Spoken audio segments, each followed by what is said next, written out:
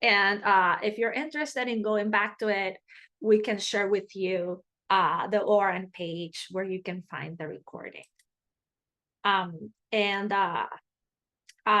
Before I start sort of sharing with you a little bit about ORN, I think it makes sense for myself to introduce myself and my colleagues who are joining me here, who will be also in this training space to do so as well.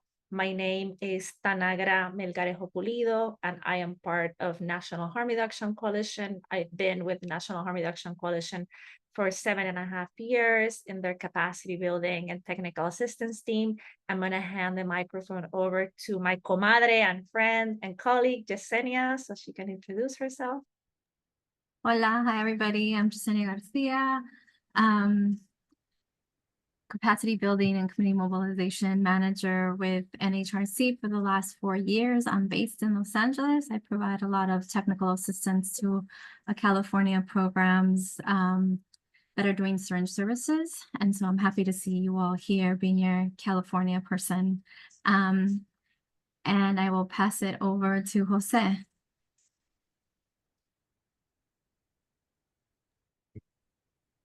Hi, my name is Jose Martinez. I am the Capacity Building and Hepatitis C Coordinator for National Harm Reduction Coalition. I'm just gonna be in the chat, possibly answering questions or, keeping them for the facilitators. And yeah, thanks for having me. Gracias, Jose. Taylor. Hey, hi everyone. My name is Taylor Edelman, he, him, his pronouns. I've been with NHRC about 2.5 years, having the pleasure of working with these 3 lovely folks, and you're in for a treat today with Tanagra and Yesenia. So my program specifically involves LGBTQI people who use drugs and do sex work. It's based out of New York City, but I live in Connecticut, and I swear it works. Trust me. So awesome. I'm just going to be here in the chat as well, so take it away. Thank you, Taylor. So as I will tell you a little bit more about NHRC in a second, so you know who we are in case you don't. But before I do that, I want to just share a little bit about, ORN, this Opioid Response Network, which is SAMHSA funded and allows both states, tribes, and organizations and individuals, to provide resources and technical assistance that they may need or are looking for in order to address the opioid crisis and stimulant use. There's technical assistance available through ORN, and you will see in a minute that there's a page that you can access in case you want to request that technical assistance. And they do that through working with consultants, whether it's individuals or organizations such as National Harm Reduction Coalition, to provide that resource to folks.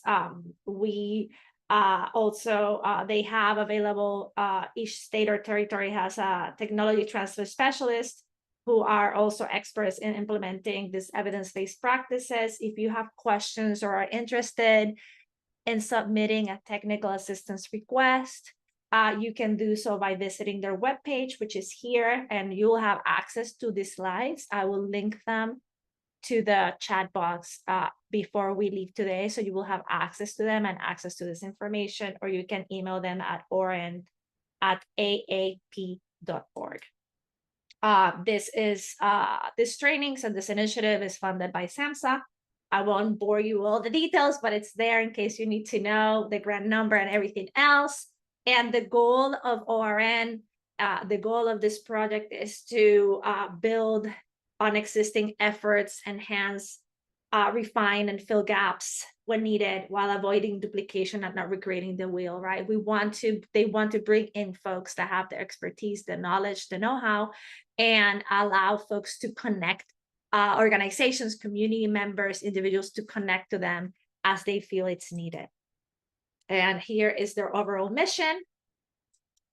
And you will have access to this information. I have to say, I feel really proud of myself because I don't think of myself as a very technological person, but I was able to create on my own that QR code and actually put it there, and it works. So I feel very proud of myself. Hopefully it will continue to work through this session. In case it doesn't, because mujer preparada vale por dos, woman prepared is worth twice her value. as we say in Spanish. There's also here a link to the survey, so you can also access the survey that way. And it's a really sort of quick and short survey that gives folks at Oren, your feedback and your thoughts and ideas about this process, and hopefully, they can take that and use it to make these sessions better and strengthen them. So please, if you can complete it, it'll be helpful to them. So now on to who we are. We are a national organization. We have been around for the past 30 years, providing technical assistance and capacity building and community mobilization support to folks across the United States and its colonies or territories that are looking to establish, expand, or strengthen harm reduction services and programs. These are folks that are committed to supporting the lives and well-being of people who use drugs, their families and communities. We're also committed to create spaces for dialogue and action that can help heal harms that are caused by racialized drug policies. And so we do that, as you can see, through all of these different avenues. We also have a very robust resource center within our webpage that we invite you to visit and peruse, so you can access those materials. If for any reason you are trying to find something and you're unable to locate it, you will have my email and Yesenia's email, as well as Taylor's and Jose's, so you can always reach out to us and be happy to either identify it and share it with you or connect you to the person in our team that has that information. Some housekeeping reminders. As Talis mentioned, we appreciate it if you keep yourself on mute while other folks are speaking. And we also encourage you to use the microphone to share your thoughts, your ideas, to ask questions, to connect with each other. Some folks also feel more comfortable using the chat box, so we also encourage you to use that medium if that feels more comfortable to you. We hopefully won't have any technological issues. If we do, or if for some reason I'm not longer on screen, I will come back to you all. I live in Puerto Rico, and sometimes there's technological challenges when you live in a colony that has been under-resourced. And so I will stay here, and you're in good hands with my colleagues. So don't go anywhere. I will be back. Hopefully the universe will work today and Mercury will behave and we won't have any of those issues happen. But if they do, not to worry, we'll manage them. We'll roll with them. What we're proposing today in terms of the trajectory of this session is to start with a brief review of the harm reduction principles and key concepts, just to help us make sure that we are all sort of coming to this from the same place. And then from there, we'll move into defining stigma and really exploring what is stigma and how may stigma show up in your work, particularly in the prevention, treatment and recovery spectrums, right? Then we'll move into the elements and functions of stigma. We're gonna explore how our society operationalizes stigma. And then before we finish and wrap up, we'll move to creating change, right? We can create change. There's ways that we can challenge and shift and change stigma. And so we're going to be thinking about what would a world without stigma look like? And what can we do individually and collectively to make that happen? And then we'll have a closing where I'll share with you the slides. You'll have a chance to make sure that you can access the evaluation link one last time, and we'll just wrap it up. I hope that sounds good to folks. I hope that's what you signed up for. And so now we'll start with a brief review of harm reduction principles. So for us, harm reduction is an approach, as well as a movement, as well as a framework and a way of viewing the world, right? So when we think of harm reduction as an approach, one of the things that I really appreciate about harm reduction is that it gives us multiple doors for folks to access and connect with us, right? And access services. It gives us the ability to connect and access a multiplicity of strategies, right? That can be used to reduce the negative consequences of behaviors that are associated with substance use, that can be associated with sex work, or anything else that person may be experiencing that may be potentially exposing them to harms. And we can sort of think about, those strategies in 3 separate or different buckets or containers. The first one is safer techniques, right? When we think of safer techniques, can someone type in the chat 1 or 2 safer techniques that you can think of? What comes to mind when you think of harm reduction and you think of safer techniques? Condoms. I love that, Dakota. Thank you. Naloxone. Thank you, Carlos. And thank you, Dakota. Clean rigs. Yes, Danny. Absolutely. Needle exchange. Yes. Harm reduction services. Absolutely. Those are all great, safer techniques that folks can access, right? We know that having naloxone available is a way that folks can take care of themselves and community, right? In terms of reversing potential opioid overdoses. We also know that having new sterile equipment, whether it's for injection, smoking, or snorting, can also save lives. We know condoms. We have had how many years of scientific based studies we've had around the practice of using condoms, and time and again it shows that if you make them accessible and people feel they can use them, they're a great simple tool to help folks take care of themselves and the people around them, right? So we know test strips, Marcus, absolutely.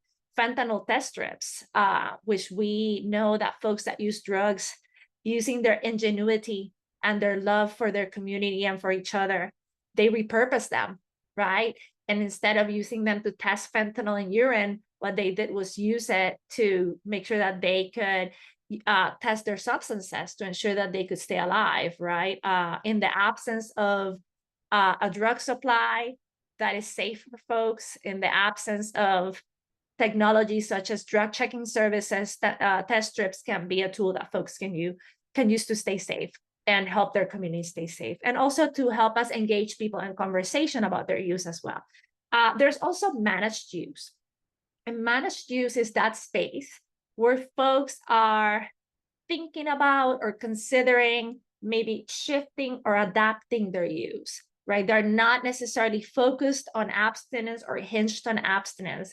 And at this point, they're sort of thinking about ways in which they can explore different ways of engaging with use. And that can be using less, that can be changing the route of administration. For some folks, it may mean that instead of injecting, they may start smoking their substances because at this point in their life, it feels safer for them for different reasons. Managed use may be thinking about the way that your day moves, like the way your day looks like, right? And you can adjust your use based on things that you have planned or things that you need to do, right? So you can be present. Managed use can be really exploring the potential harms of polysubstance use and really thinking about, if I'm going to engage in polysubstance use, what are some of the things that I can do to ensure that I am as safe as possible. And then there's abstinence, and abstinence is part of the harm reduction approach, is part of the spectrum. We don't expect people to be abstinent. We don't force people into abstinence because we know that forcing people into things most of the time doesn't really last or really create effect. It doesn't really create long-lasting change, right, for folks. And so we're really clear that folks need to define what abstinence means for them and what it looks like. So I think harm reduction gives people room to explore that definition and take into consideration what are the things that they need in order to become abstinent or sober or not use that substance any longer. What are the opportunities and also the challenges around that. And I think that we create a space free of stigma, free of shame, where people can have those conversations. Yes, Taylor, also realizing that it's challenging and difficult, and there's a lack of medication that is available for stimulant uses as well, right? So, there's some resources that are available for certain substances, but not necessarily for others. When we think of alcohol use too, there's very little that it's available to support folks that may be considering, not using alcohol. And so thinking about that, right, in our communities, what does that look like, right? I couldn't say that in English and Spanish. What does it look like, and how can we create a space for conversation so folks can tell us, right, what are their hopes, their expectations, what they need, what have been the challenges in the past. Harm reduction is also a movement, right? Harm reduction understands that without social justice, you do not have public health, right? That racism, stigma, and criminalization are the real causes of harm for people. And I would add to that transphobia, homophobia, misogyny, right? Capitalism, white supremacy culture, all of those things are most of the time, 99% of the time, the primary causes of harm for people. That the only way that we, you, I can end inequality and oppression is if we foster a framework of health and liberation for people. And that framework has to be led, has to be conceived, has to be centered around the leadership of those that are most impacted. And in this case, those that are most impacted are folks that use drugs, their communities, right? So really thinking about, how do we recenter people who use drugs within the harm reduction movement and within this framework. The more that harm reduction has become mainstream, the more that it has pushed to the margins the people that originally conceived and sort of organized this movement. And we need them. We need them to feel that this movement it's theirs and belongs to them, because they're the true experts, and they're the ones that with their ingenuity and generosity have gifted us all these practices that now people across different movements are using to make sure that they are minimizing the harms that are caused by systemic violence. And to finalize with harm reduction in terms of like this overall sort of review, harm reduction is rooted, it's centered, its underpinnings are the 6 principles that, as you can see, speak about the person, right? It is a person-centered approach that doesn't universalize the person, that really looks at each person as an individual with a story and a life and a vision, right? That really understands that most of us have been, that are folks that are living under the systems of violence, right? Have been denied the ability to define health for ourselves and what health means for our communities. And if we allow people to define what health looks like for them, that is also creating spaces for people to be treated with dignity, right? It's not working on the assumption that someone that uses drugs does not care about their health, because people who use drugs do care about their health and care about the health of their people around them, their loved ones, and their community. So really figuring out ways in which we can allow people to live within spaces and communities where they're dignity centered. And also, harm reduction being something that has been really helpful for me is the ability to be pragmatic and realistic, right? We look at the spaces in which we offer our services, and we understand that there are limitations, right? And participants also experience those limitations. We don't deny that. We also know that there are harms that we know that are associated to substance use. We know that there's violence from police brutality, where we know that there's criminalization of behaviors. We have seen how the Supreme Court just passed a law recently, the grass passed, uplifted a ruling that criminalizes being unhoused, right? So you cannot live or move through the world. They cannot criminalize the person, they're criminalizing the behavior, right? And so we understand that, we're pragmatic, and we're also realistic in that if we don't organize to create changes to the systems, to uproot the systems, people are going to continue to be harmed. And so the principles of harm reduction also move us to thinking about, the individual, but also the collective, of moving towards action, right? To really understand how those social cultural factors impact people's lives and abilities to move through the world in ways that are healthy and safe for them. So we really look at maintaining people's autonomy. We are rooted in being flexible, We center what the person needs and wants, not what I may need and want as the provider, or the person who's doing case management, or the person who's there offering the service. This is really about what the human in front of me needs and wants. We do that by focusing on concrete steps that are attainable. And we also acknowledge, as Taylor said, that there are many barriers in people's day-to-day experience that make it really, really hard for them to engage or connect to services and to really make the changes that they want in their life.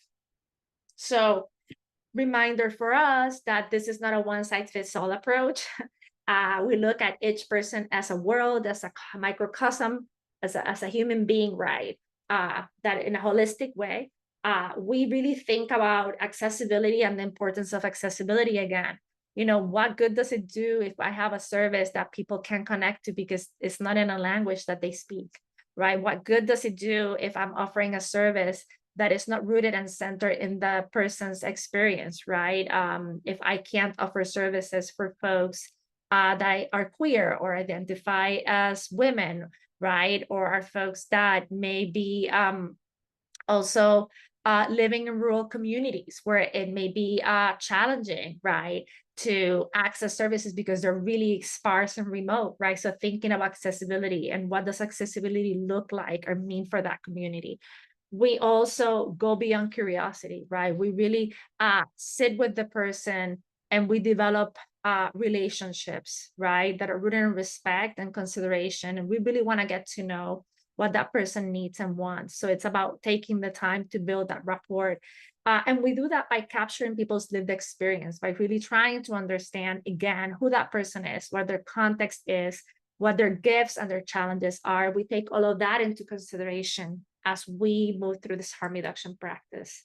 And two concepts or two just journal like sort of frameworks that I want us to keep in mind.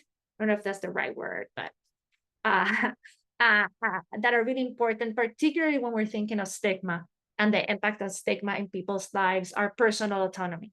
And we're defining personal autonomy as a person's capacity for self-determination and self-governance, right? It's my ability as Tanagra to make decisions, or hopefully be able to make decisions about what I think is best for me. Right? Not what is best for Yesenia or for Taylor or for Carlos or Dakota or Jaden, right? It's what's best for me. And each other person in the space should also have that capacity to make those determinations and to really have a space of self-governance over your body, right? Also understanding, and this is where la puerca suele ser rabo, like we would say in Espanol, and English is like my grandmother used to say, the pig twists his tail, right? This is when it gets a little tricky, right? Because when we're working with folks that use drugs, it requires us, the providers, right? The people who are offering the services, to respect the choices of the people that we're working with, right? It may not be the choice that I, Tanagra, would make. And it is essential that I respect that choice because that's their right. I may not understand it, right? And I can try to create a space of conversation so I can understand what's behind the choice. It may not be a choice that I would engage in, right? But that's okay because this is not about Tanagra, ¿verdad? This is not about me. This is about that person that is sitting there. And so I think it's okay to say, you know what? Like, I'm going to try to understand. Can you help me think more about this so I can best support you without judgment, right? Because ultimately, it is about us as providers recognizing that most often, I think 100% of the times, right? The people that we're working with, us, me, you all, we're doing the best we can. And we're trying to make the best choices we can with the tools and resources that we have, right? I know what I know. I know what I have available. If I don't know that there's a resource out there, I may not be able to connect to it, right? So it is about thinking of personal autonomy in the context of allowing people to determine that, to be able to engage in that. And it is about liberating people from judgment and liberating ourselves as providers from that judgment. And then another concept that I have found really helpful in my practice that I have to practice every day and remind myself of it every day. And I think that also is helpful when we're thinking about the role that stigma plays when it comes to working with people who use drugs is this concept of radical neutrality and acceptance.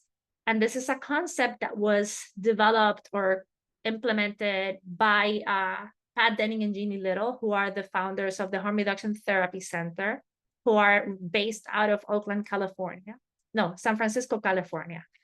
Sorry, not Oakland, California.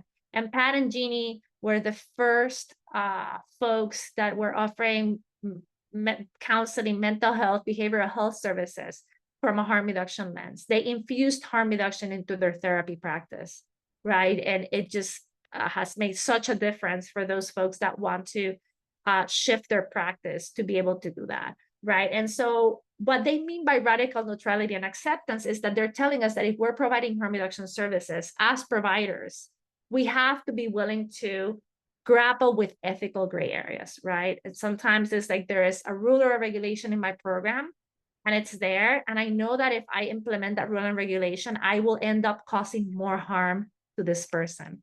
So what are the things that I can do to hold that truth, but also to try to find other ways of maybe addressing that in this moment? Because that may end up being worse for the person than actually what happens. So how do we handle that? Yesenia, you want to share? Yeah, thank you, Danetta. I was also going to mention that because this is harm reduction, it goes across a lot of different factors, right? It's not just with drug use, it's with mental health conditions, intimate partner violence, people experiencing houselessness. And so you can utilize this framework and this way of approaching folks' needs and respecting self-autonomy in every aspect of the work that we're doing. So yeah. Thank you, Yesenia. Yeah, in housing too, we've seen it when we're thinking of reproductive rights and reproductive justice, right? Like with young people, with youth, working with youth. And I also think with folks that I'm an elder, so elders that are elder than me, right? We're thinking when working with older folks, a lot of the times we think, oh, they can't make decisions for themselves, right? And then the family comes in and they're trying to be helpful, right? This is the ethical gray area. I have an adult, right, that is making decisions that still is capable of making them, and also they have a family that or people around them that are involved and they're trying to sort of influence that. So how do we support that person? How do we sort of like look at that from all those angles and really sit with the fact that harm reduction or this work is not, we're never going to be able to wrap it up neatly with a bow, right? That it's always it's about being comfortable with something that it gets messy, right? That means that we tolerate, we accept and understand behaviors that may be challenging or difficult. We look at them, we try to understand what's behind the behavior, right? What is happening to that person. And that means that we are also we're open to being taught by our clients. So we're relinquishing this role of authority, of judge or expert, because ultimately what we seek to do is to partner with our clients. We seek to partner because we see them as folks that are experts in their own life and that we can learn from them. They can help us be better at what we do. And also, if we build a relationship that is transparent and honest, we can also share with them some of the things that we bring to the table as well, as long as it's consensual, as long as folks allow us to share those with them. And so now we're going to be moving into looking at stigma. And I would like to ask folks, you can use the microphone if you prefer, and you can also type in the chat. What is stigma? When you think of stigma, what comes up for you?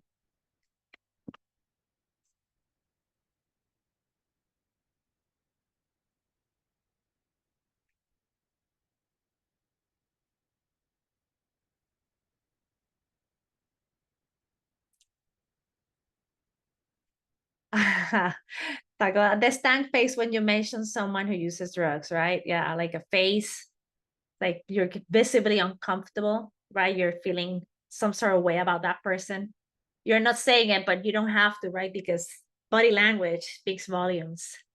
Danielle is sharing the negative idea of how you judge a subject. Yes. I like this pigeonholing assumptions. Thank you, Carlos. Right? Like we're making assumptions. We're like putting this person, oh, you're a person who uses drugs. You go into this like little corner here. And this is because I see you this way. This is what I expect of you. And there's nothing else, right? This is the only thing you can be, right? And And that's it. Anything else? Oh, thank you, Daniel. Someone who uses drugs must be a bad person. Exactly. We're making that assumption. Somehow someone who uses drugs must be a bad person. And if we look at intersections of people's identities, right? Some folks move through the world and use drugs, but because they hold some degree of privilege, they're treated differently than others, right? So for example, someone who uses drugs and it's white, it's seen different than someone who uses drugs and is Black or brown or indigenous, right? So also thinking about, you know, sort of those intersections as well, right? And how do we give room for certain things and when we don't for others? Yeah, someone who uses drugs must be a thief, Dakota, absolutely. You know, we don't trust them. They're not trustworthy, right? We think that they are going to come in and they are a liar. They're not being honest. They're not being transparent. Thank you. So when we think of stigma, right? And I think stigma, if you have experienced stigma, right? You know how it feels. And you have a sense of what that experience is like.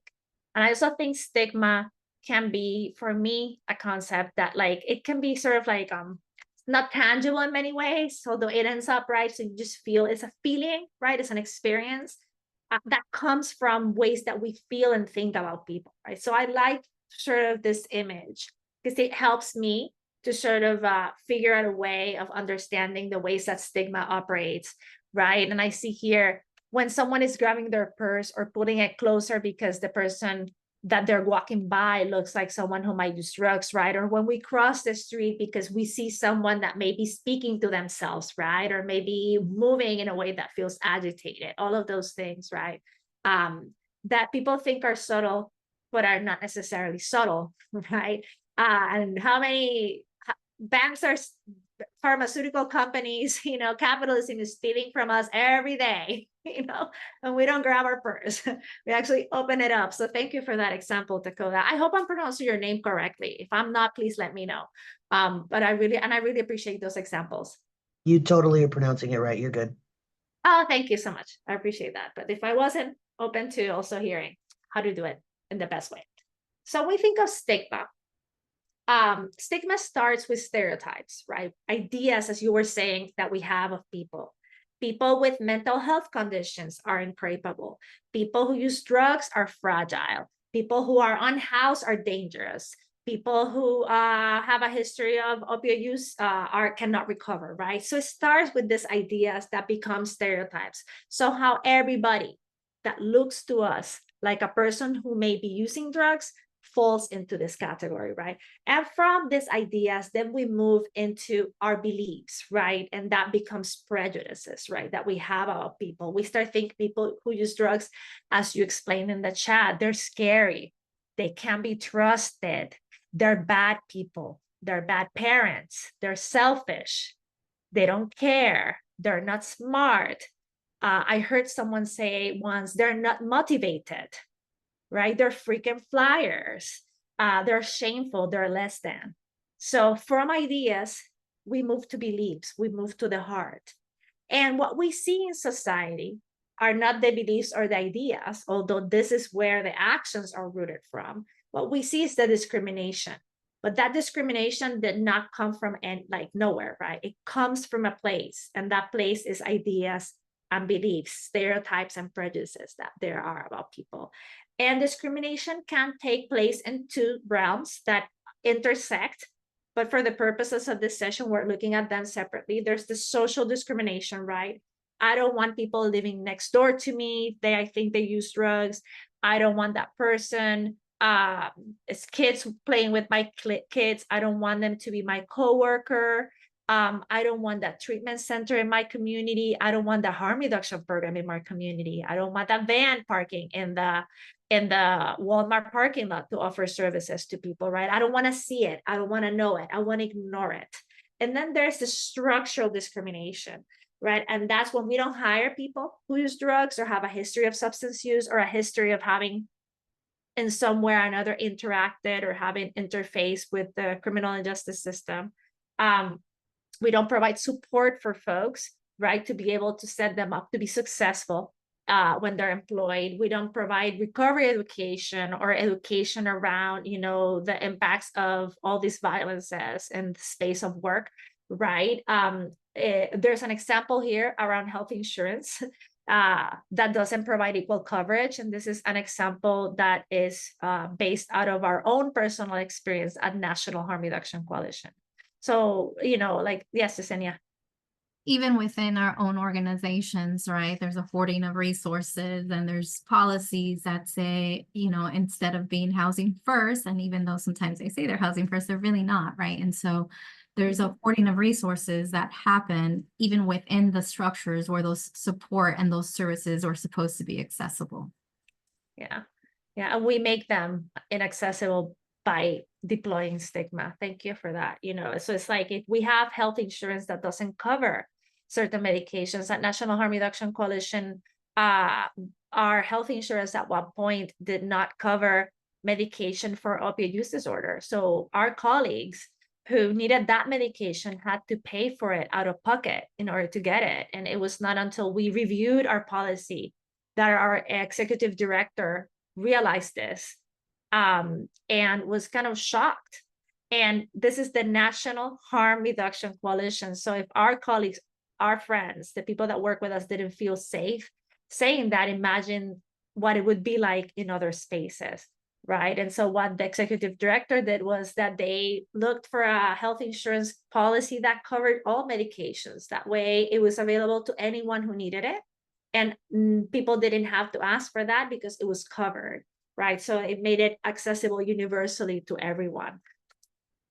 So stigma, as we can see, is a social process. It happens between humans. It happens between people. It's a societal social process that reinforces relationships of power and control. I stigmatize someone, I have power and control. I'm determining how people are going to be viewing this person, how they will be treating this person, if this person has access, as Yesenia said, to certain resources, if they're denied that access, if they're treated as a human, or if they're not treated as a person.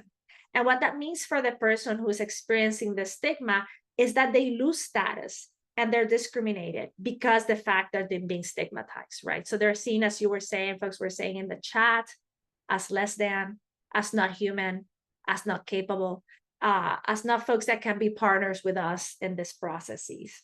And that can be really, really harmful. It's really harmful for folks. So when we think of stigma and harm reduction, we recognize that stigma exists in the world, right? Humans are socialized, and we're swimming in the waters of white supremacy culture and everything that it entails. And so we're not immune, right, to being affected, impacted, and perpetuating stigma sometimes if we're not aware and careful, right, of that. And we also know that there are ways that we can not only manage, but I would rather say challenge stigma, like do away with stigma. There's things that we can do to be able to do that, to have to recognize it exists, people experience it, it harms them, and there's things that we can do so that folks can live a life without those harms. Also, stigma changes over time. Can folks think of what are some of the things, behaviors, or things that have been stigmatized previously that now are no longer stigmatized, or the stigma is less? Can folks think so, some examples of that?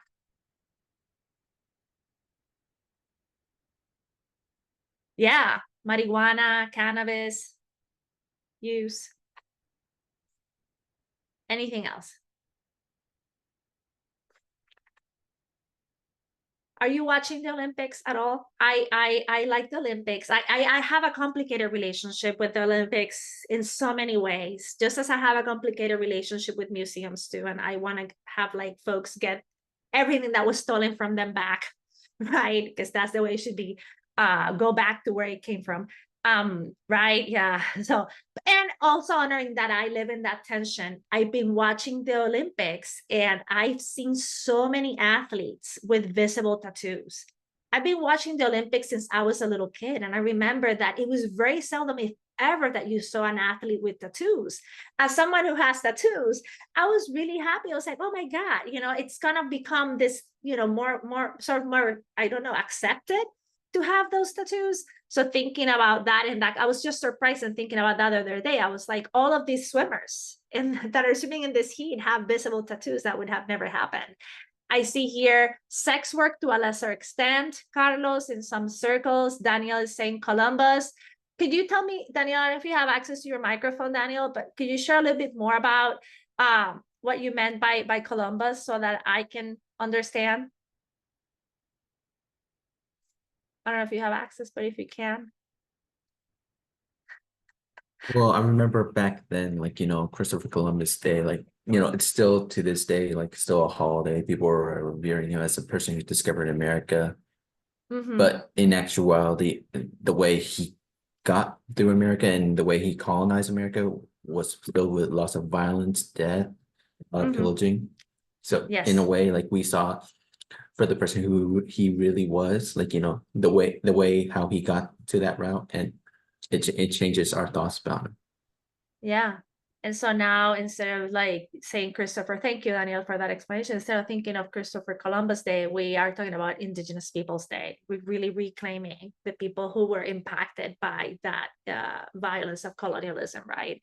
And everything, as you said, that came afterwards. And that still is present for many folks that are Indigenous and are living in spaces that were colonized by Columbus and everybody that came after him. Dakota's sharing mental health has a lesser stigma, right? At least for less severe issues, absolutely. And I think there's a lot of brave folks that have done a lot of work and I'm grateful for that. Speaking of athletes, Simone Biles, that has been very vocal about the importance of addressing and acknowledging the impacts of all the things that on mental health, particular race and racism, and all the structural violence that folks experience, and like really centering the importance of really acknowledging, we can't take care of our mental health if we're living in systems that are constantly making it harming us and making it difficult for us to feel safe, right? I know, Taylor, I'm also obsessed with all of that stuff, and I'm rooting for all these sports. I was rooting for discus the other day because I was like, I've never seen this, like, well, this looks really cool. So stigma changes over time. It also intersects with other forms of marginalization and oppression, as we were mentioning earlier. When we're trying to challenge stigma, it's important that we try to meet people where they're at, right? And really try to understand where they're coming from, and really try to find ways in which they can maybe connect to that experience if they can, because I think that's the way that we change hearts and minds. It's like we have statistics that are fantastic, but in order to change people's attitudes and beliefs, they need to see the impact that it has on others and see the others as people, right? So how do we foster that? And we also acknowledge that any kind of change takes time, and it's incremental, and it's hard, right? And if you're in an echo chamber where all you're hearing around you is that folks are bad, or these folks don't deserve this, it's really hard for folks to consider, what that could be like being different, right? So being exposed to different thoughts, to different points of view, can help someone and help communities shift and change their worldview and their perspective. So stigma is the belief, and discrimination, the thing that we do, the thing that we see, is the action. So I would like to ask folks, if you're so kind, and you can type in the chat, or if you feel up to it, you can use your microphone too. How does stigma show up specifically in the prevention, treatment, and recovery spectrum? And how do you think it can impact those participants' ability to connect with services, but also our ability as providers to connect with them, right? So how do you think it shows up? If you want to speak about your own experience in your settings, that's fantastic. But also if you have examples that you want to share about prevention, treatment, and recovery spectrum, we also welcome those. And how do you think stigma impacts our own ability as providers to connect with our participants?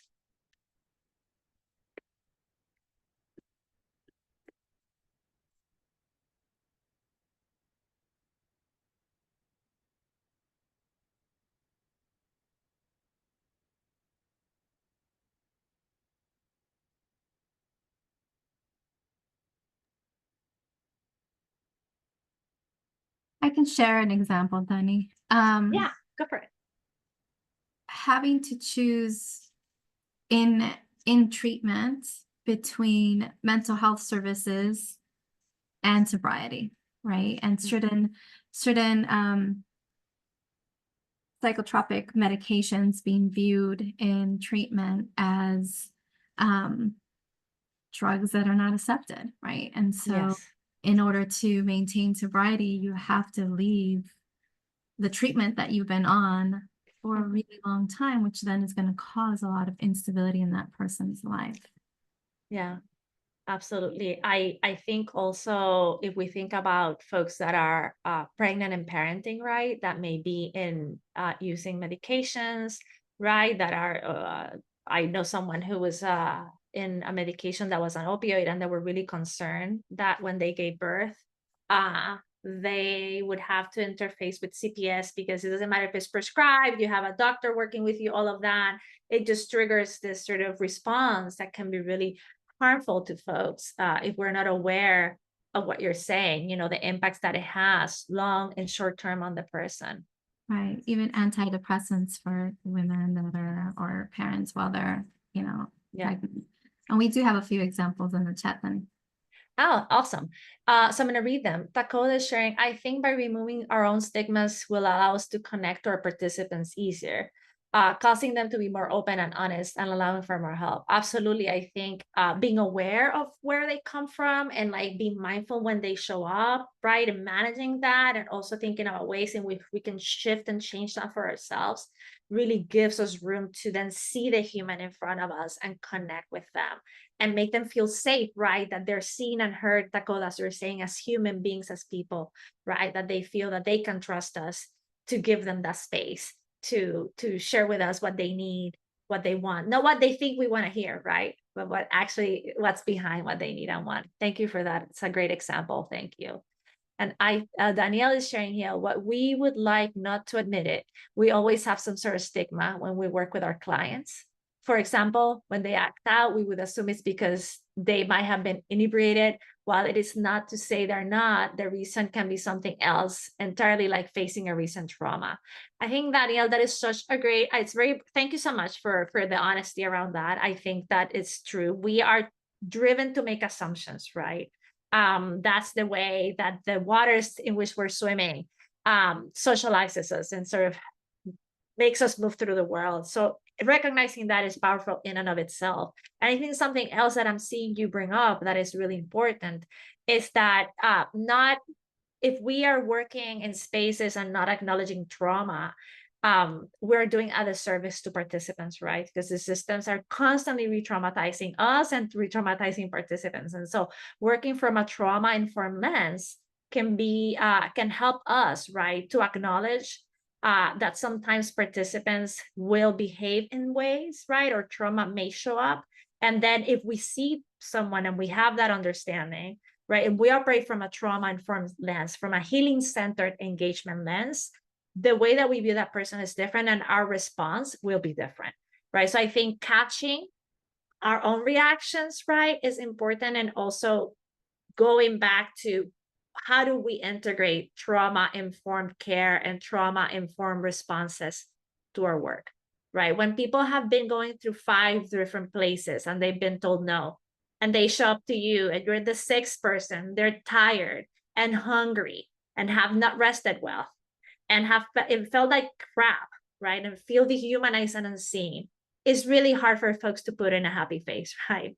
And so how do we take that into account when we think of someone and like uplift their humanity? Thank you for that reminder. I also see here that Carlos is sharing, assuming that there's an objective right choice will limit your understanding of the participant's needs. Absolutely, right, Carlos? Because if I kind of think this is the right way and the only way, then we don't give the person room to what? To tell us what they need and want. What are their true needs, right? Instead of me assuming them, it's great if I can create room for trust. So the person, as Dakota was saying, can feel, and you're saying, can feel safe in sharing those with us. And finally, I want to uplift something else that is in the chat, which is by recognizing our own stigmas and breaking those barriers will allow us to better understand our clients and meet them where they're at versus where we think they should be. So it's again, I think that I'm hearing also the importance of self-reflection, right? The importance of really that this is not only on participants, it is on us as providers, as Jeannie Little and Pat Denning said, right? Like if we're going to engage in this practice, we can choose to engage in this practice in a way that centers and uplifts people's humanity, right? I think also if I can give some examples of, stigma showing up within the prevention, treatment, and recovery spectrum. I know Jason already shared one. In the prevention area, right? Assuming that people won't understand or won't want the information, so we don't even offer it to folks. We don't even engage with them in prevention efforts because we already think that they are a lost cause, that they are not going to want to engage with us. In the treatment spectrum, I heard of a treatment center that turned a person out of the program because they were high. So it's like if I am telling someone that I am going to get medical care for a condition and you're turning me around and like not letting me be part of the process because you're penalizing me for having the condition that you're trying to treat in the first place, right? So how can you tell someone who is, if you're in a treatment center, you're going to tell them, no, you can't come here using. It's like, well, so what's the point of having treatment if it's not to support someone to shift or change or rethink their use, right? So that, and in recovery, I think also we've seen having one definition around what recovery means for people instead of giving room for other definitions, right? And as I think it was Carlos was saying, if we only assume there's one way, then we're taking away the opportunity for other folks to determine what that recovery looks like for them and to engage in recovery spaces as well. And also, I think, Yesenia, you mentioned medications. Many folks that are, for example, using medications for opioid use disorder are turned away from certain spaces because they think that those medications mean that the person is considered still actively using, right? So either you stop using your medication so you can come to this group, but then not having the medication is more harmful for the person, right, than actually attending the group. So you create a larger harm for the person. And then here on the flip side, there is a stigma that us as providers have the idea of we're better than folks. And participants tend to build walls to not open up. So when we drop those stigmas, they tend to reflect and switch up their own stigmas as led by example. Yeah. So if they're expecting us to behave in a certain way, right? And so we can show the person that we can do things differently. I had a participant once that said, oh, everything you're saying is really lovely, but how are you going to show me that this will be different, right? How will you show me that you will treat me differently than I've been treated in other spaces?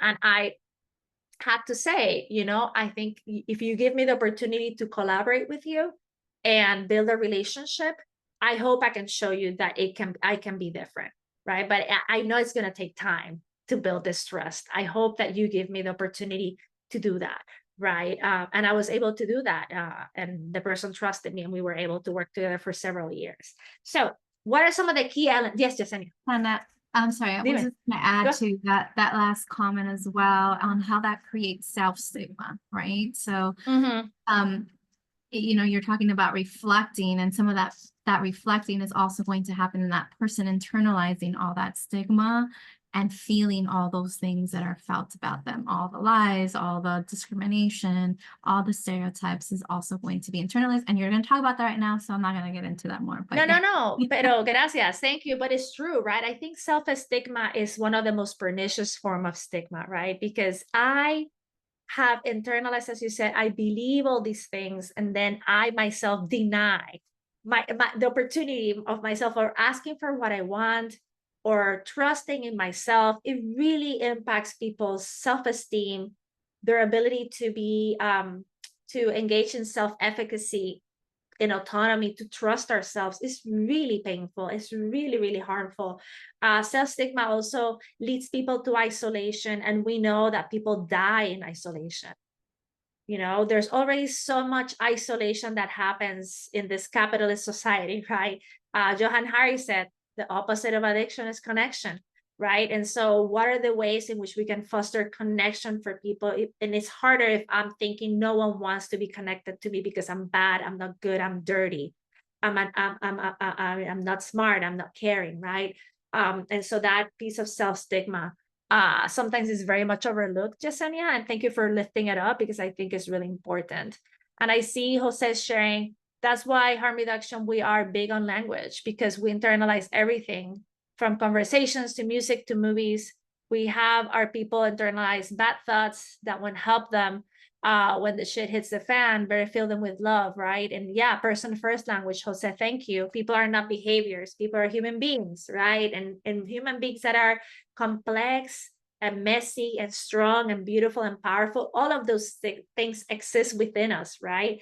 And so if we only focus on this person uses drugs, we're missing out on so much that that person has to offer that can give us, right? So when we think of stigma, there's self-stigma, which is internalized. There is stigma from individuals, which is when someone is stigmatizing another person, right? I don't trust you, Danaira, because you have tattoos, and I'm not going to invite you to parties, and I'm not going to invite your kid to play with my kid because I don't want my kids to be around someone that looks like that, because those, I think people with tattoos are bad, right? So that's stigma from individuals. Then there's institutional stigma, right? I won't get hired, or I won't get hired because I have tattoos, for example, or I won't be I will be denied services because of the way that I look, right, or the way that I speak.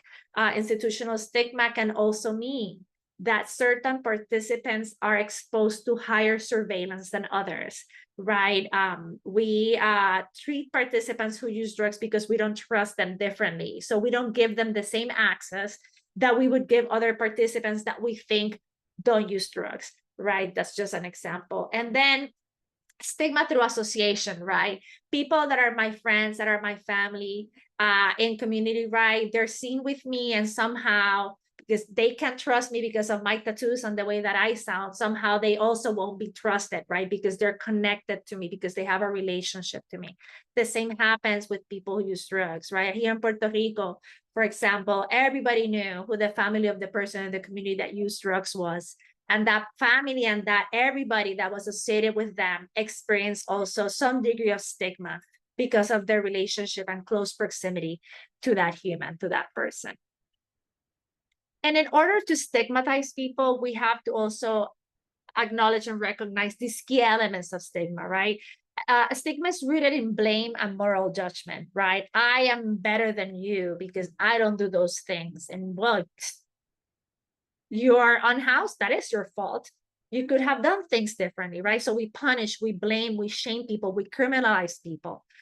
We don't trust people. We pathologize and we patronize them. We don't think that they're capable, that they're smart, that they can make the best decisions for themselves. And we move them towards fear and isolation, right? And that's where death thrives, in fear and isolation. When people are moved to those margins, when they are like disconnected from themselves and from others, that's where a lot of harms can come to folks and to the people in the community that care about them. And so stigma wants to keep people out by making difference be bad. It wants to keep people away by making certain behaviors and people who engage in those behaviors dangerous. Stigma looks to keep people down by discriminating people, right? Once you have that label attached of stigma on you, it's really hard to take it off, and it's really hard to take that discrimination away. It's really, really harmful and really pernicious for people.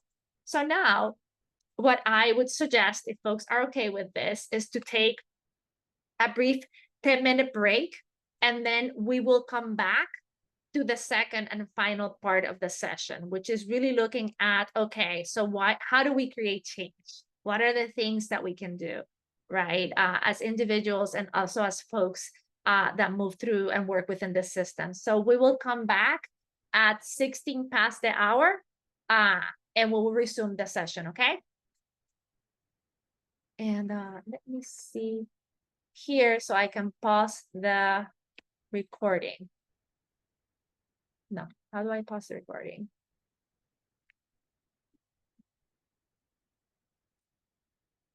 Oh, here we go.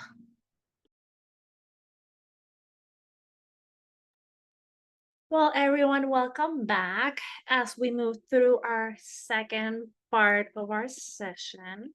And in this second part, we're going to be focusing for a second on, looking at what are the ways in which we can shift and change stigma. I think understanding not only the roots of stigma, but also understanding the way that stigma kind of becomes pernicious and systematized can also help us to figure out ways or identify avenues to challenge and change it, right? So when we think of the cycle of drug-related stigma, right, it starts with stereotypes and labels that we attach to people.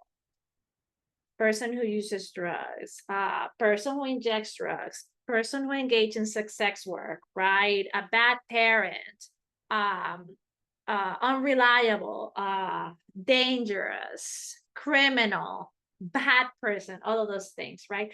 And then there are roles and expectations that are attached to those stereotypes and labels. So if you think I am going to be a bad person, I'm going to behave in that way.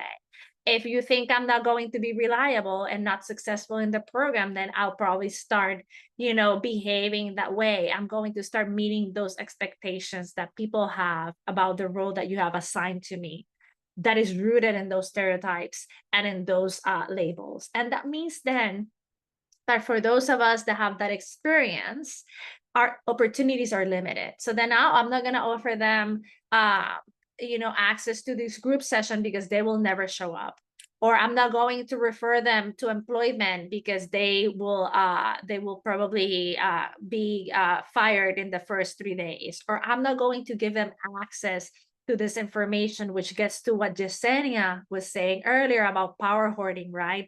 And hoarding resources and information to give out to the selected few, right? That meet those expectations and those roles that we kind of have of people, right?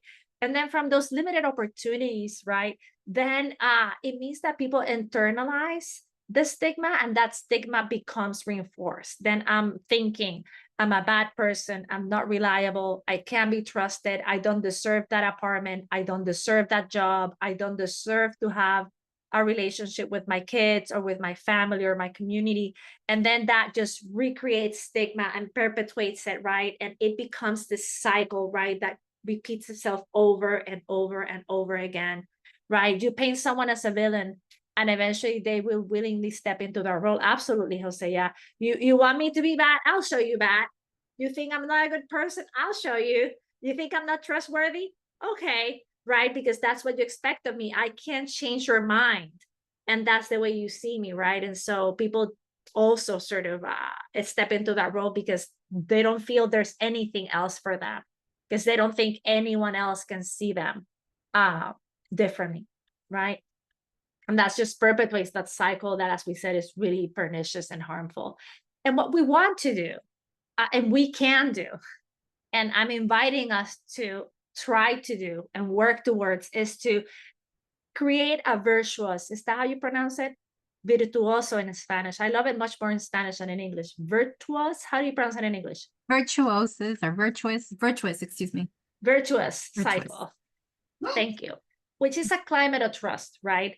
We want to build a climate of trust for people. I think folks mentioned really eloquently in the chat, many of you that are here, right, the importance of building trust, and the importance of that, right, when we're trying to work and support people, right? So how do we do that?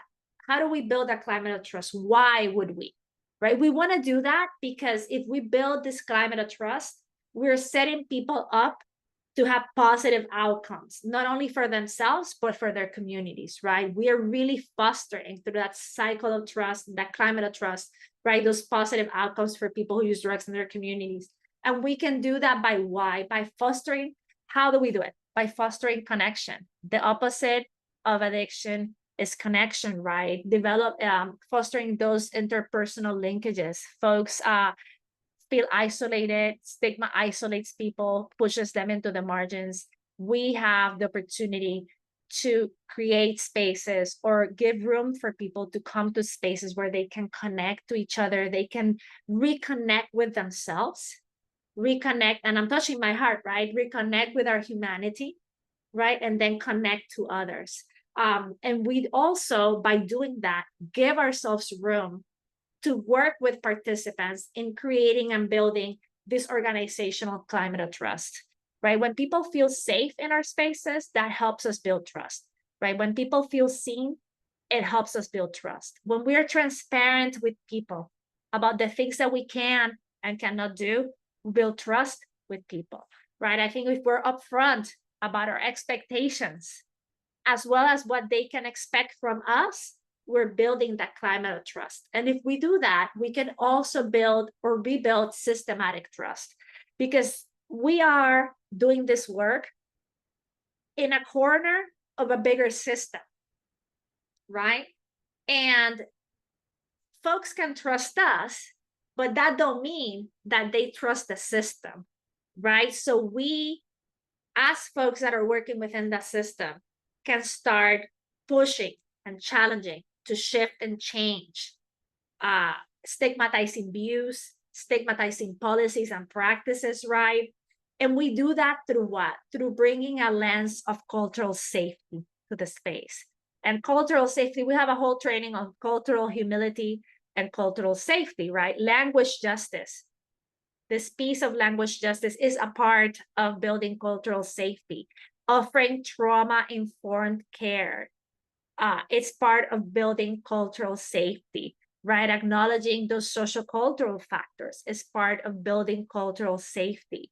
Building cultural safety also means that we center the experiences and the expertise of our participants, right? We see them as partners in this process, right? And if we do all of that, then we are setting up people to have those positive outcomes, and we're challenging and shifting that cycle of stigma that we saw before, right? So there's room for us as providers also to engage in advocacy efforts, right? To really push and challenge our peers within those systems. And if we see a policy or a practice that is harmful to folks, we should be able to, I feel it's important for us to think about what are the ways in which I can call attention to that. What are the things that I can do to hopefully move towards changing it, right? Because what we want is to ultimately create systems that are good for everyone, right? Primarily for our clients and our participants. And another piece that can help us build that cultural safety and can help us build that sort of virtuous cycle, that climate of trust, is by really thinking, as Jose was saying, right? Thinking about language and the words that we use, because language is power, right? In the sense that language helps us view the world. It really helps us understand the world. It helps us build relationships and connections to folks, and it can also very quickly cut our relationship, cut that connection, right? Build mistrust. And so when we think of people who use drugs, the language that we use in terms of how do we, como se dice in English, how do we refer to that person's behavior can help create a different vision of that person in the world, or can reinforce a stigmatized vision, right? So when we think of people who use drugs, and there's another piece that is missing here, right? It's important to think about, what is that person's race and ethnicity? How does that identity intersect with that person's use of substances, right? I remember reading an opinion op-ed, an opinion editorial a couple of years ago. It was written for a major Philadelphia newspaper by a Black man who was a harm reductionist, that was saying that he was worried and he felt he couldn't carry naloxone with him, because when he walked through the world, when he walked through those streets, he would be stopped. And if he was already in danger when he was stopped just for being Black, a Black human being. But then on top of that, having naloxone meant that then you added person who uses drugs to that equation. And then that compounds the potential harms and violence that he could experience, right? And so naloxone is a medication, right, that can save a life, but for him it meant it can actually lead to me losing my life, right, when I'm trying to save one. I don't know, I'm going to try to find that opinion article, because it was really powerful to read it, right? And to think about, okay, that's not my experience, right? And also I'm grateful that he shared it, because I think it really shows, you know, the intersection of this particular, you know, particular, you know, situation that we're discussing, right? Other things that impact, and we mentioned that earlier, gender, sexual orientation, right?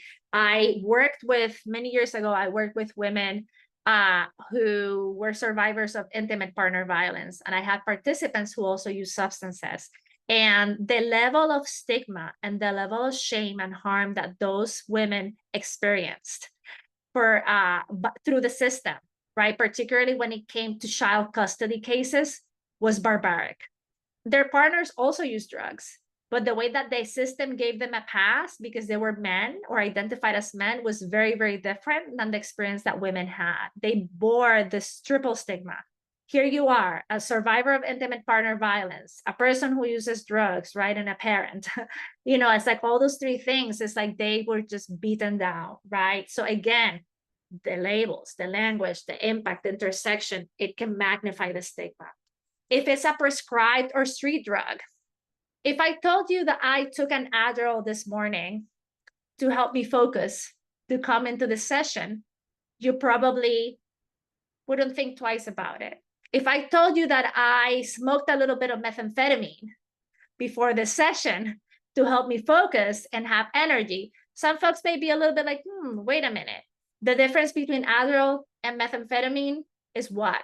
It's like one chemical sort of thing. The rest is the same, right? But it's also this, it's who accesses Adderall, who gets it prescribed, right? What makes it feel safer than methamphetamine, right? Who uses methamphetamine, right? Like, who do we see as, and we call meth heads, right? In a very derogatory manner. So thinking about that, I see Yesenia shared here the number of condoms you have on you. Can you tell us more about that, Yesenia? I think that's also a really important intersection to acknowledge.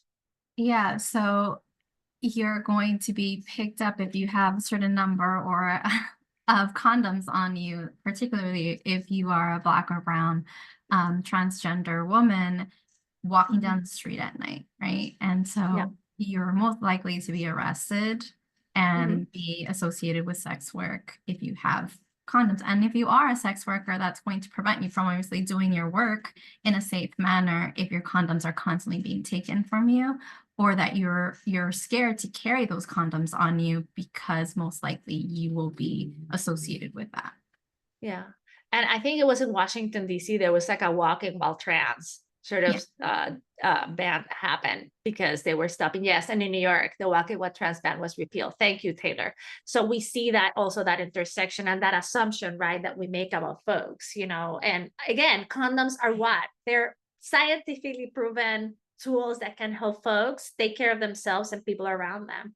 And yet, because we add here that person's gender identity, like their gender expression, the way that they identify, right, and also their race and ethnicity, if you add all of that on top of everything else, and their job, then we create this sort of like perfect storm for discrimination and for harm, right? Which drugs people use, how do they use them, right? How are the drugs consumed? You know, I remember one time we were like having a conversation in the drop-in center, and it was fascinating to see that, you know, folks were sort of thinking about, you know, their use. And when folks spoke about, oh, at least I don't inject, at least I don't shoot up, right? Like, that's like, you know, somehow like that was this. And I was thinking, I was like, well, yeah, and you smoke crack and you smoke meth and you snort this, and we're all, you know, the world outside looking in, it's only seeing people who use drugs, right? But internally, right, there was sort of like this stigma by individuals, right, of saying, well, at least I'm not smoking crack, well, at least I'm not shooting dope. Sort of this, it's interesting, right, how those drugs are consumed right? That person's health status, right? Are they navigating other mental or physical health conditions that are also, you know, attached to their substance use or connected to their substance use? That person's appearance or stability, right? I can dress up and walk into a pharmacy, and I can tell you most likely, if they don't discriminate me based on my accent, right? Or maybe the way that I look in terms of my race, I most likely can get access to syringes. I've had friends and colleagues that have been able, that are, you know, that look well put together, that use drugs, go and buy syringes and access syringes at the pharmacy. And I've had folks that use drugs in communities where there's no harm reduction program try to access syringes to use equipment that is new and sterile, and they haven't been able to purchase them because they're perceived that's like, you use drugs, your appearance is like, you appear as someone who can be trusted, I'm not going to sell them to you. Whereas you know, someone else walked in and they looked acceptable and they had access to the syringes, right? So thinking about that, like what does it mean to appear a certain way, stable or unstable, or safe or not safe, right? And also, you know, which drugs we're using. And I hear that Dakota is sharing, we struggle to get syringes out here for testosterone, much less safe syringes. Where are you? You're in Santa Clara, Dakota? You said? I want to make sure. In Stockton. Oh, you and Yesenia should connect, right? Is it you, Yesenia? Yeah, we can check in, Dakota.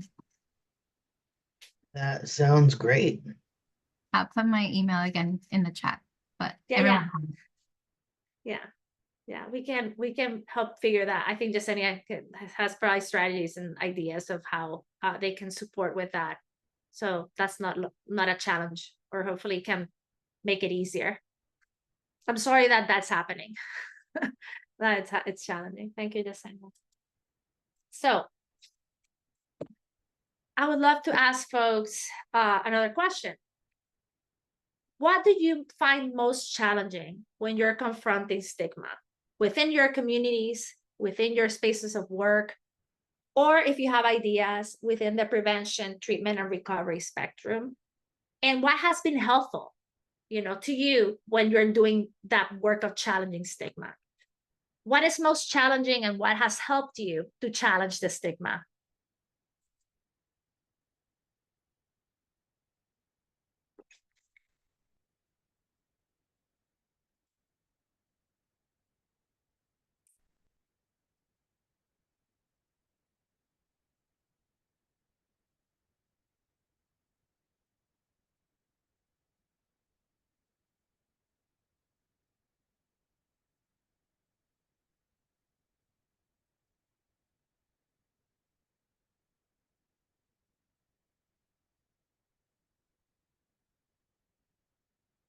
Okay, let's see here.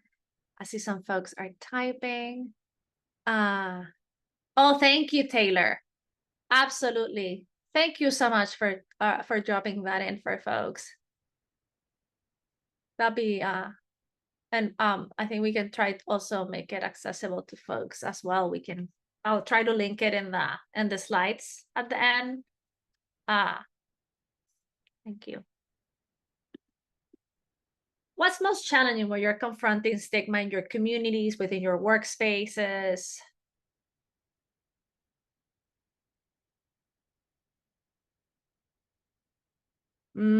Aurelia, let's see. People continue to believe that harm reduction is somehow encouraging risky behaviors. Yes, getting folks is the only way to try to affect change. Absolutely. Yeah. I think that sometimes folks think somehow folks will stop. You know, if it was so easy to stop, people would be able to stop a long time ago, right? People will continue to engage in behaviors, and harm reduction is not encouraging, right? As you're saying, or enabling. If anything, is enabling people to stay alive, is enabling people to find connection, enabling people to feel respected and safe and dignified, and to really address their health, right? So thank you for sharing that. So there's a lot of education that we need to do around what harm reduction really is, right? And the ways that harm reduction can be also applied within a multitude of spaces and situations. other challenges that folks may find when you are confronting stigma within the prevention, treatment, recovery spectrum, particularly.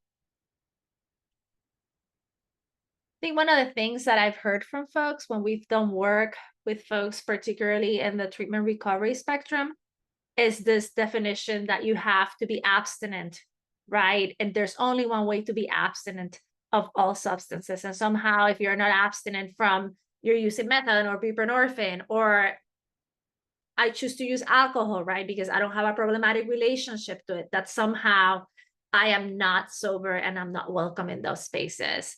And I see here that Dakota is sharing, like Aurelia said during outreach, a person on the team said, well, aren't you enabling them? But I have to correct that. People will be people and do what they do. We just help them to do in a safer manner. Absolutely.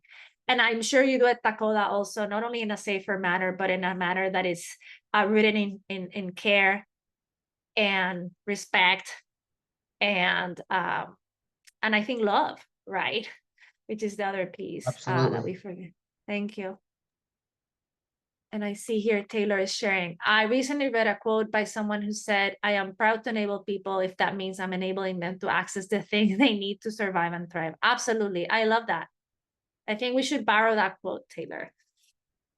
I think that, if we're thinking about what has been helpful or effective when we're challenging stigma, right, within our workplaces, within our communities, I think is sort of giving people another perspective, as Taylor was saying. Yes, I'm enabling people because I believe in human beings, and I'm enabling these things that I believe people deserve, right, as people. Any other ideas or maybe recommendations or things that you have been finding helpful or effective when you're trying to challenge stigma within your spaces? Yesenia. I was going to ask about folks' experience with accessing medical care for people in treatment and recovery, and what that's been like.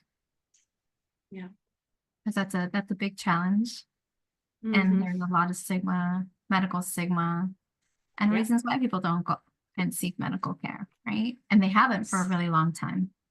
Yeah. Now, Carlos is sharing something here. Seeing beyond my lived experience can be challenging. Yes, thank you, Carlos. That's true. Actively listening and exposure has been of tremendous help. One of the most life-changing moments in my career came from actively listening. A client of mine shared that she started to use because she was afraid of sexual violence when sleeping in an encampment. Wow, thank you for sharing that. And also, thank you for creating that space for that person to feel safe sharing that with you and trusting you to be able to understand and hear that, right? And understand what's behind that, right? Instead of like thinking, oh, you're using, well, I'm using because if I don't stay awake, I fear things can happen to me. And then if I need to sleep, I may need to use to help me to go to sleep, right? Because it's really hard to sleep outdoors when there's a lot of stuff happening, right? It may feel safer because there's a lot of stuff happening, and it's also really, really challenging, right? Taylor is sharing, so true. Someone at a conference I attended a few months ago talked about not only drugs as a deterrent to sexual violence, but also lack of hygiene. That's true, Taylor, absolutely. Yeah. Yeah. Absolutely. So instead of seeing someone in front of me who's I'm going to use words like a junkie, a person who uses drugs that is dirty and unclean, I am seeing a human being and a person who is in a situation that feels really threatening and scary for her. And these are the tools that she has that she can use to help herself stay safe, right? This is practicing radical neutrality, understanding acceptance, and also practicing harm reduction, right? Coming from a trauma-informed lens, right? Not making assumptions, really questioning those assumptions, as folks saying, and really giving room to ask questions and learn, right? That is a form of protection for that person, right? And if that person shares that with us, we can understand that, and then we can look at what are the other things that maybe we can think of that person can have access to that can help them protect themselves, that they can have other tools in the toolbox if at some point they feel they no longer want to use the lack of hygiene, for example, or the substances, right? As a tool to help them stay safe and protected, or safer, as Melissa, my colleague, pointed out, safer and protected. And for us as providers, right, as human beings, as people, it's important also, in following this conversation that you're having, to address directly inequalities and injustices, right? We need to recognize the harms that come from structural stigma, right? Recognize the complexities of all these intersecting issues, right?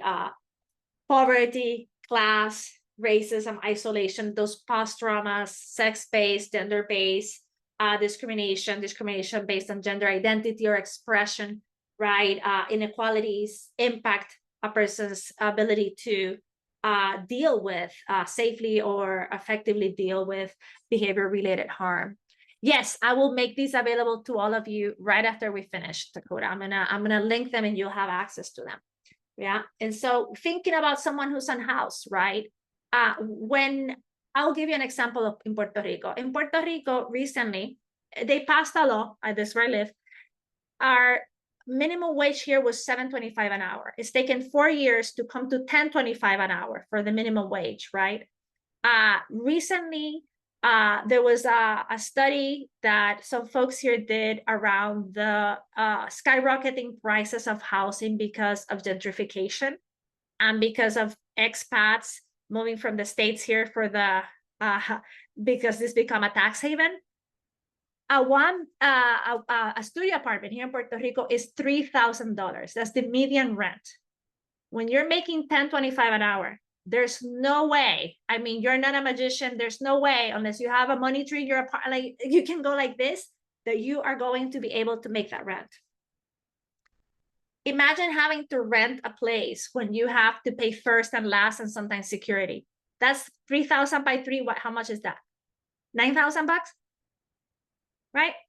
Who has that? 9,000. It's bananas.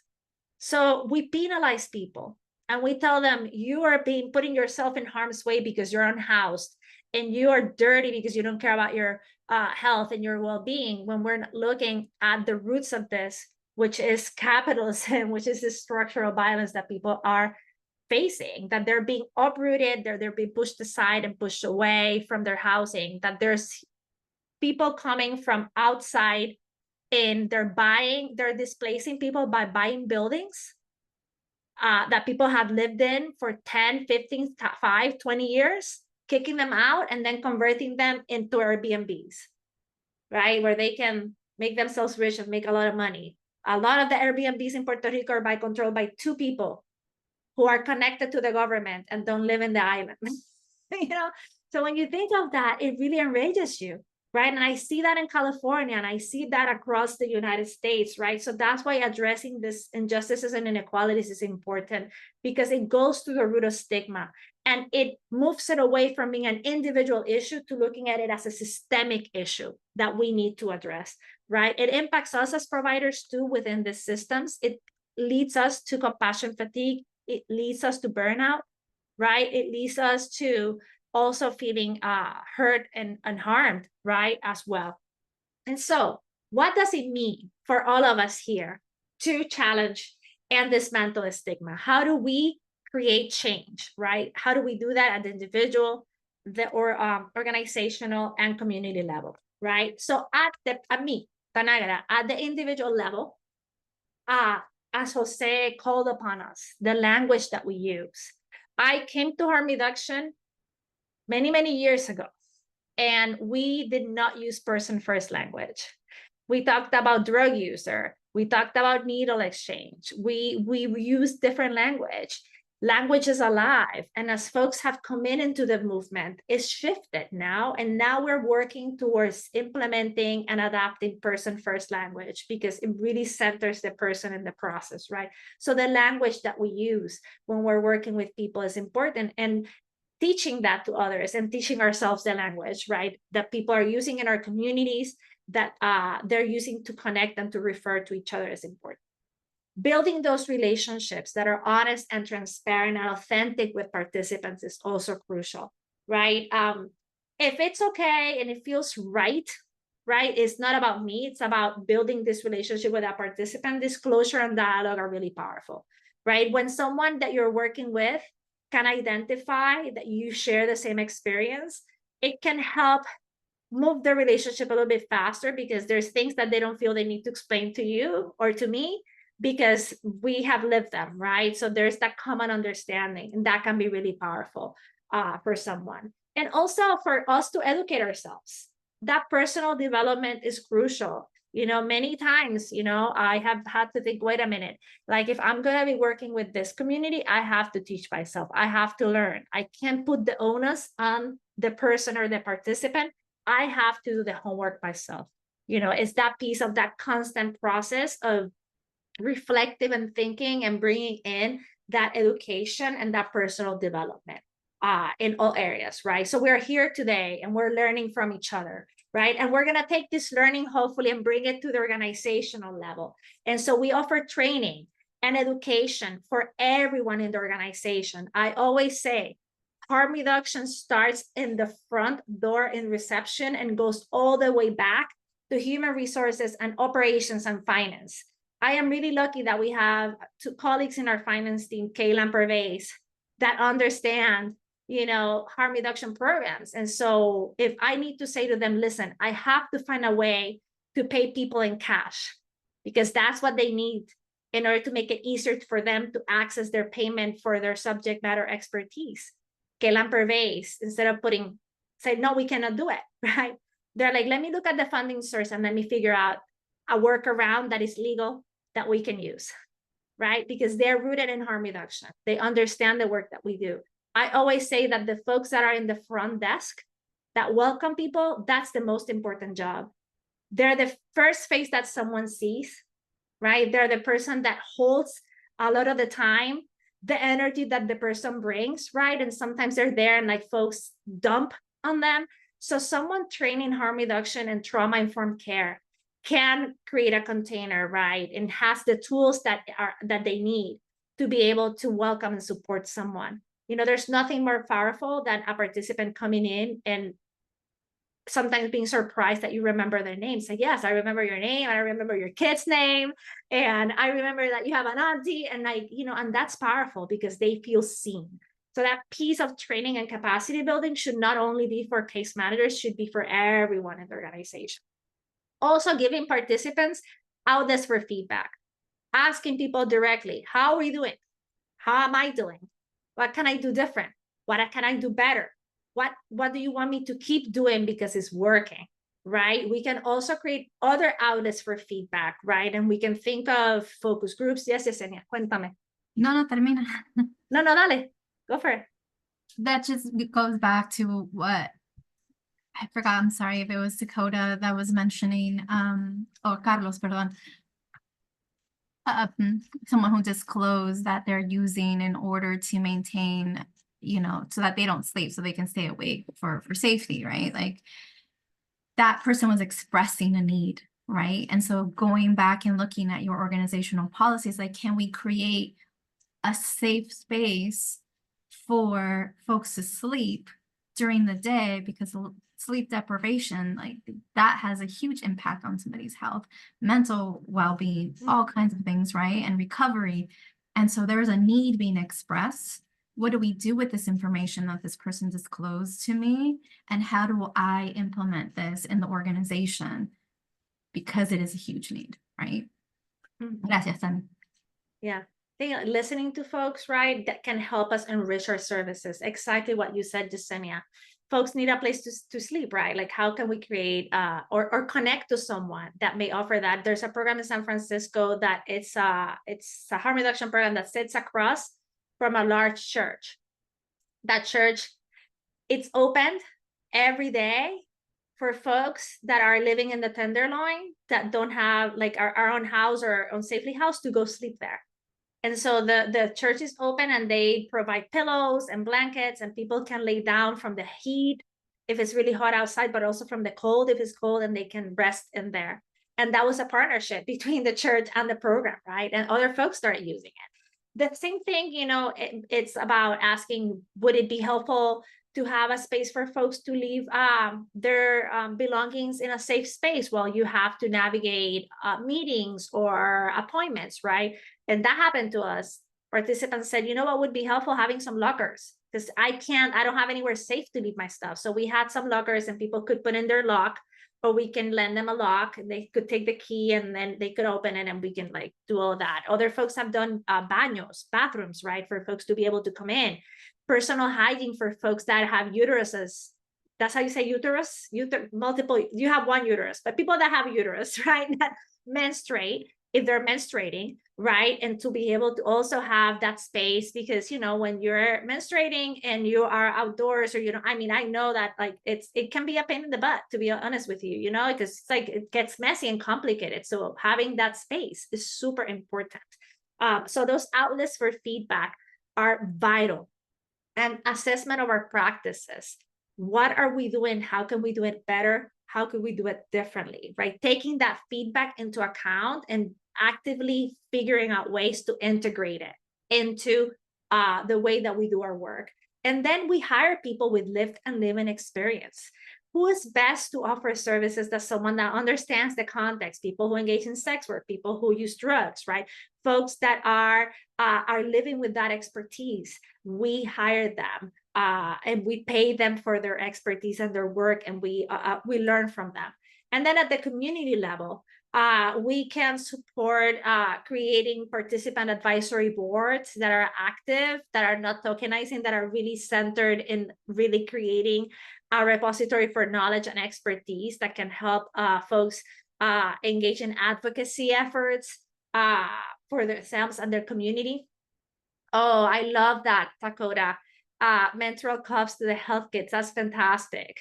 When I was a big fan of the menstrual cup because I found it much comfortable and much easier to use, and less money too, because those products are really expensive, right? It's horrible how costly they are, and many of them also have toxic stuff in them.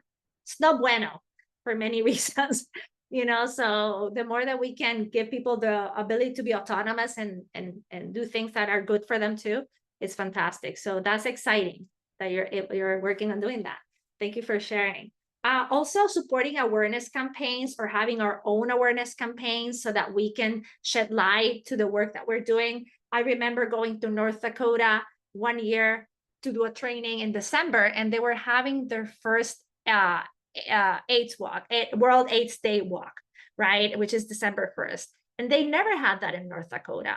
And people were very excited, right? And I think it was great. It's like, you know, folks living with HIV are amongst us. They're part of this community. There's nothing to be afraid of. They're, you know, like we want community to come in and learn, right? And support. So I think those awareness campaigns, engaging in policy and advocacy efforts, also powerful and very important.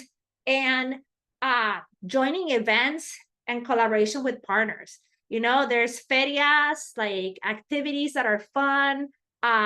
You can do fairs, health fairs. You can do, a colleague of ours had like a dental clinic, and she did she had a mobile harm reduction sort of medical unit.